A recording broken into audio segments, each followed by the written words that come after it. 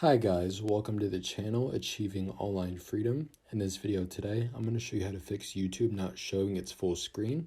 It is a very simple fix, so let's go ahead and get started. So all you want to do is go to YouTube. You want to select on a certain video.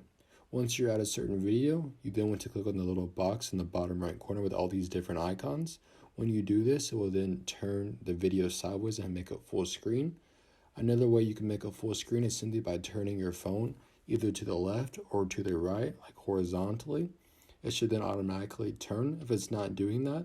Finally, the last option you can do to turn your phone to full screen is by pulling down the right side of your phone right here to bring up the control center.